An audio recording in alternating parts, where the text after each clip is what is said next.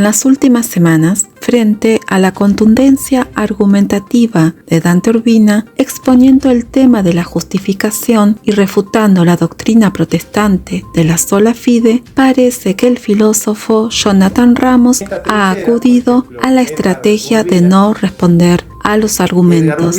Pero este silencio a Ramos se le termina cuando se trata de hablar de la persona de Dante Urbina. Parece que el filósofo no se siente con ánimo de responder a Dante en lo argumentativo, pero sí se siente con todo el ánimo para hacer videos en que habla de Dante Urbina, poniendo una miniatura como esta.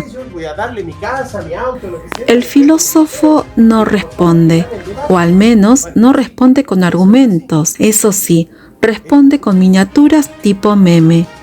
De todos modos, Dante Urbina, de modo educado pero a la vez claro, ha hecho notar esta insuficiencia del señor Ramos. Y en ese sentido me gustaría mencionar una curiosidad. Lo que uno esperaría de un filósofo es que dé respuestas argumentadas sobre los asuntos argumentativos de modo racional. Pero en las últimas semanas lo que yo me he encontrado de parte del señor Ramos respecto a mi persona no es respuesta propiamente a los argumentos que estoy dando, sino en gran parte referencias directas o en ocasiones indirectas, muchas veces con divagues discursivos en torno a si Dante Urbina es ecuménico, si es que Dante Urbina es un fanático, si es que Dante Urbina es un cerrado, si es que Dante Urbina es un dogmático. Ok, pónganme todos los calificativos que se quieran, ¿no?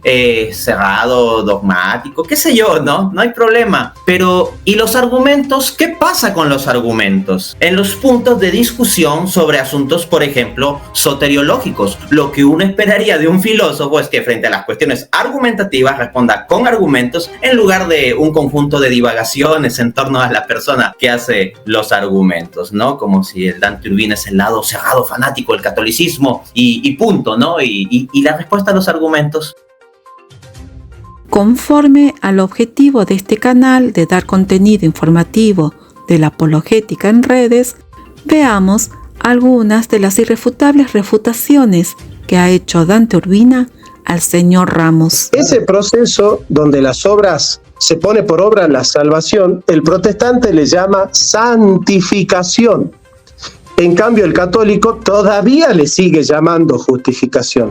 Gracias, muchas gracias. Agradezco muchísimo al profesor Jonathan Ramos por habernos regalado la Biblia a los católicos. ¿Por qué? Porque el profesor Jonathan Ramos, según acabamos de escuchar, este filósofo protestante, dice que a ese proceso donde se ponen las obras, el protestante le llama santificación, y luego dice, el católico todavía le sigue llamando justificación. Pues bien, eso significa que la Biblia es un libro católico, porque voy a mostrar a continuación que la Biblia le llama también a eso, asociado a obras, a ese proceso, justificación. Gracias, profesor Ramos. Vamos a leer Romanos 2:13. Dice el apóstol, no son los oidores de la ley, sino los hacedores, o sea, los obradores, los hacedores de la ley, los que serán justificados. Palabra griega dikaio. El apóstol Pablo está hablando de ese hacer la ley y lo conecta a justificación. Si Ramos dice que eso lo hacemos los católicos, pues gracias, Pablo era católico. Otra cita, Santiago 2:21. Dice, no fue Abraham justificado, palabra griega dikaio, la misma que utilizó Pablo para hablar de justificación. No fue Abraham justificado por obras cuando ofreció a su hijo Isaac sobre el altar. Entonces, está hablando sobre las obras en el transcurrir de Abraham y lo conecta a justificación. Si Ramos dice que eso es lo que hacemos los católicos, pues muchas gracias, Santiago es católico.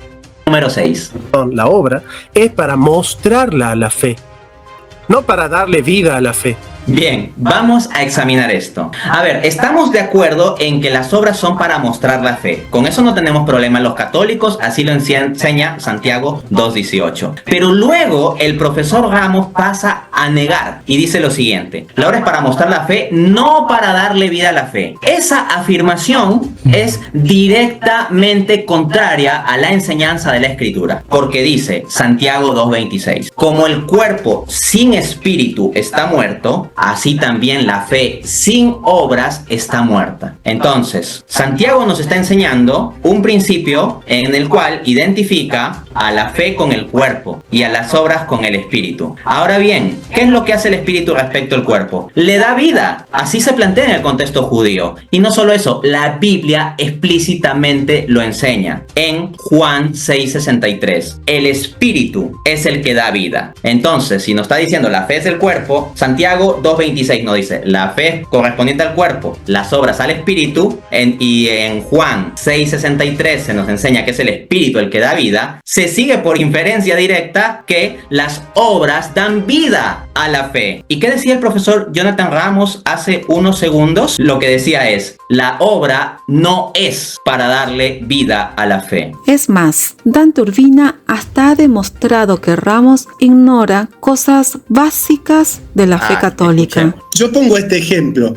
¿Vos crees que podés sorprender a Messi jugando al fútbol? ¿Crees que vos podés deslumbrar a Messi jugando al fútbol? Bueno, yo no. Yo por lo menos yo no. Yo no sé si aparezca otro. ¿Cuántos seres humanos creen que pueden deslumbrar a Cristiano Ronaldo y a Messi jugando al fútbol? Alguien que no sabe quién es, alguien que no conoce sus propias limitaciones. Si yo conozco mis limitaciones y sé quién es Messi y sé quién soy yo, realmente no voy a pensar que él se va a deslumbrar viéndome jugar al fútbol.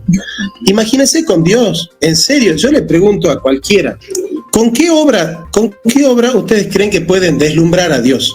A ver, vamos al contexto.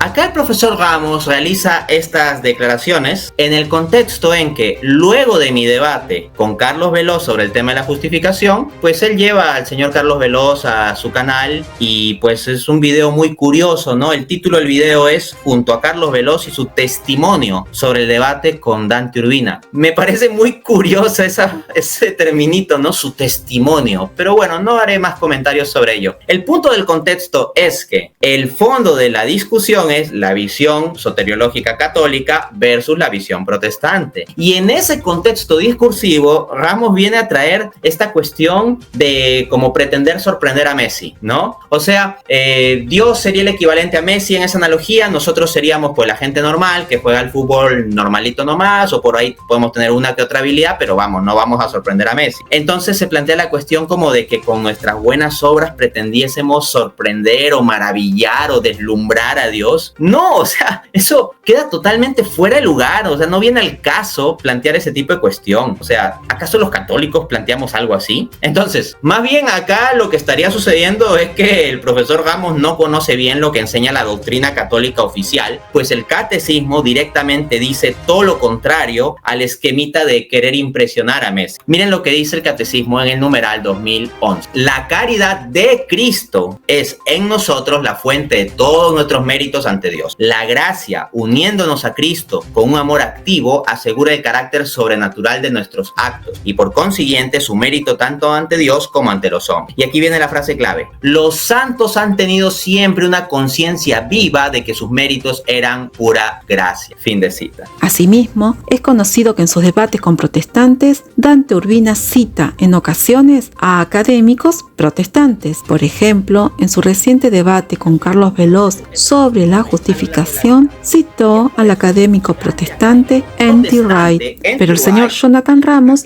salió a quejarse de eso.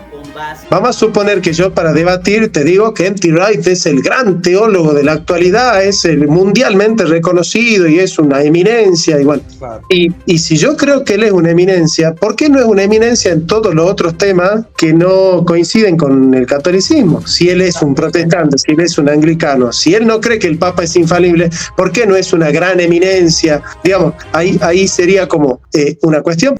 Sin embargo, el académico Dante Urbina demostró la ignorancia del señor Jonathan Ramos sobre el real contexto académico especializado sobre este tema en debate. Han salido a rasgarse las vestiduras de decir, ¿cómo Dante se pone a citar académicos protestantes? Eso no se vale, ¿no? Como que no se vale, como que estuviera prohibido que Dante Urbina, católico, para defender alguna doctrina en debate, pudiera citar a algún académico protestante, ¿no? Por ejemplo, por ahí salió salía un filósofo a decir, oye, pero si Dante cita a N.T. Wright como gran referencia y gran autoridad en este tema de la justificación, ¿por qué no refiere, por ejemplo, al asunto que N.T. Wright no es católico y él no cree en el Papa, no cree en tal o cual dogma sobre la Virgen María, etcétera, etcétera? ¿Acaso ahí N.T. Wright no es una referencia? Pues bien, para empezar, en primer lugar, hay que informarse un poquito, tener un poquito de sentido de proporcionalidad. Los académicos tienen especializaciones. N.T. Wright no es un especialista en Mariología. N.T. Wright no es un especialista en la historia del papado. Incluso existen académicos no cristianos que estudian históricamente algunas cuestiones de fe cristiana y son académicos reputados en su campo. Los académicos son una referencia, no es que sean el magisterio infalible o algo por el estilo. N.T. Wright es reconocido como uno de los más relevantes académicos en el tema de la justificación. Si uno de verdad se toma las cosas de modo serio y ve cómo yo cito académicos en debates, en mi debate pasado sobre canon con el señor Néstor Díaz, lo pueden ver en mi canal de YouTube, debate sobre el canon del Antiguo Testamento, yo no cité a N.T. Wright. A quien insistentemente cité fue más al académico Lee Martin McDonald. ¿Por qué? Porque Lee Martin McDonald es el académico protestante más relevante en el asunto de la historia del canon. Entonces lo cito a él. En el asunto de la justificación, N.T. Wright sí es reconocido en eso.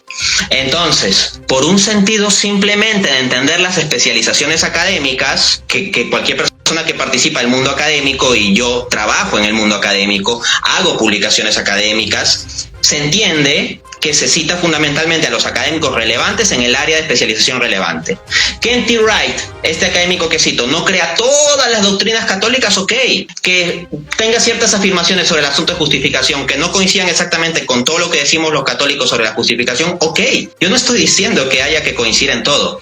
Lo único que estoy diciendo es que un académico del más alto nivel en esa área de especialización de la justificación realiza ciertos argumentos que son cercanos o a veces coincidentes con puntos que afirmamos los católicos, y que eso debería llamar a reflexión, y que es un elemento intelectual que vale la pena tomar en cuenta. Eso es trabajo intelectual, sea uno ateo, católico, budista, sea lo que sea, tomar a los autores más relevantes de un área de especialización y traer a colación sus opiniones a un debate intelectual, tiene todo el sentido del mundo.